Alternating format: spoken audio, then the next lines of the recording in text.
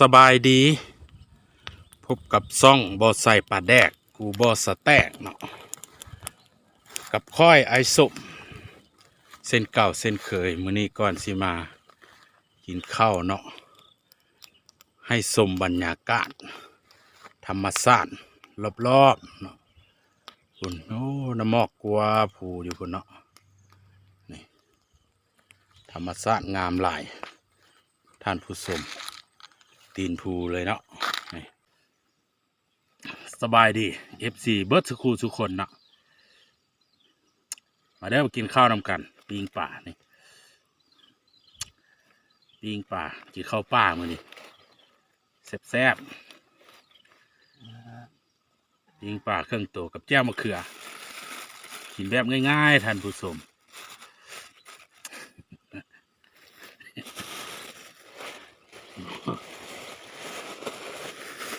กับข้าวเหนียวใส่ถุงยางมาจังสิกินข้าวป่าเนาะยุตีนภูเลยมื้อนี้พุ่นป่าแท้ป่าว่าพุ่นป่าบักใหญ่ๆ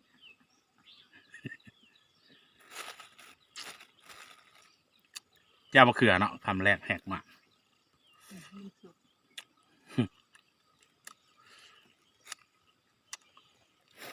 ปิงปลานิ่นปิงแม่นฮอนจนเย็นมาละ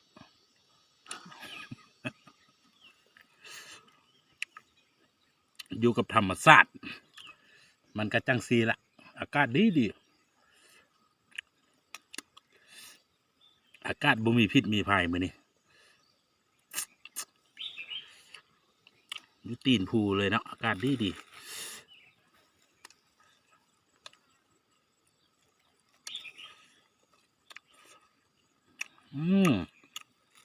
แซ่บ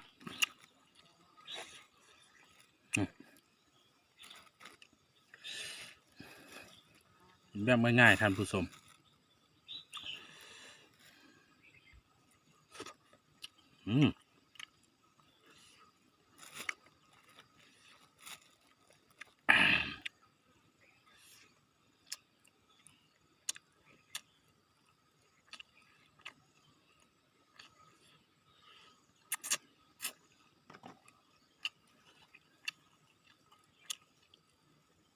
มาเด้อผู้ใดอยากนำมาเด้อ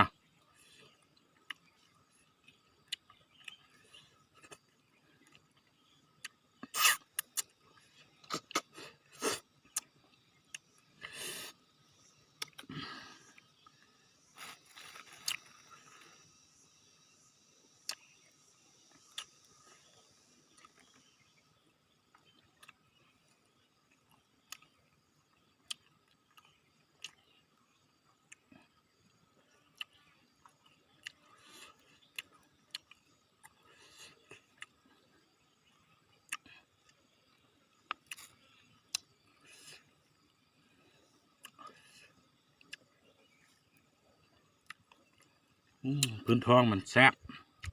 มันดี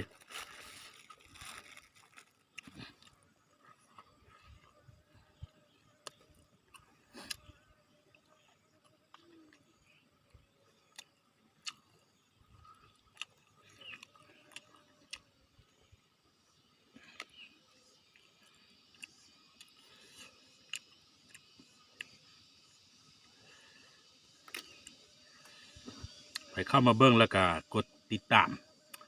กดกระดิ่งแจ้งเตือนกดไลค์กดแชร์ค่อยเด้อเพื่อเป็นกำลังแรงใจให้ค่อยสร้างคลิปต่อไปเนาะ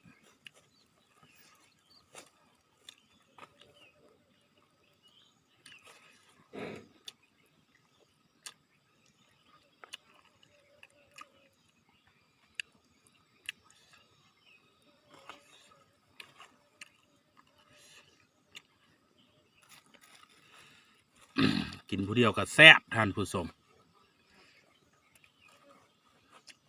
อากาศดีอากาศบริสุทธิ์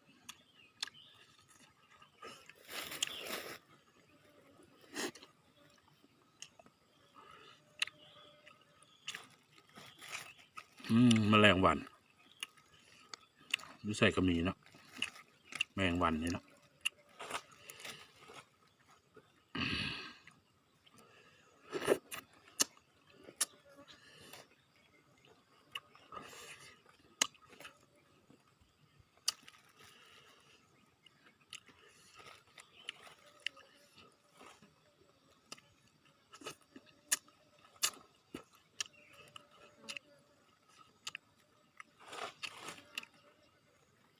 ตาป่าท่านผู้ชม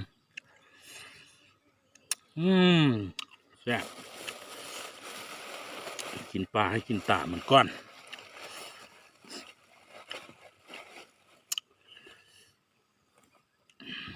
แซ่บดีตามันเนาะ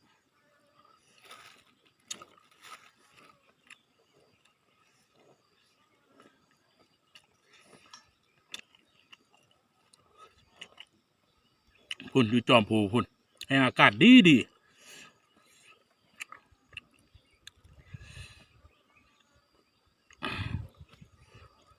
พุ่นน้ำมอกคุ้มอยู่พุ่นไม่เคยดังไฟนึ่งข้าวหรือพุ่น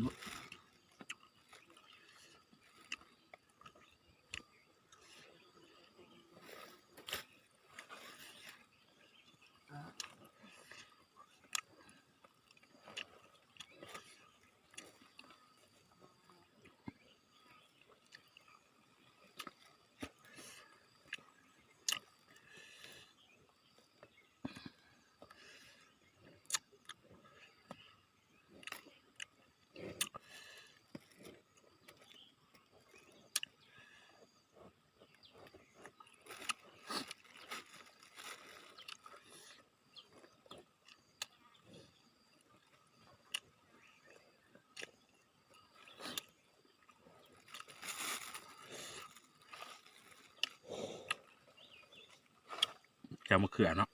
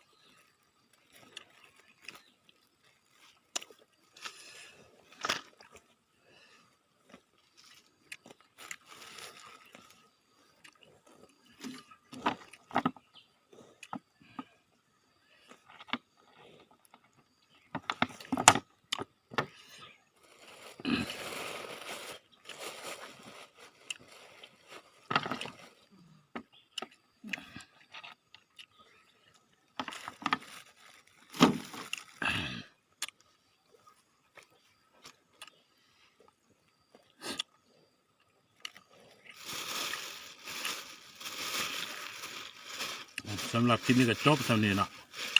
พบกันคลิปต่อๆไปบ๊ายบาย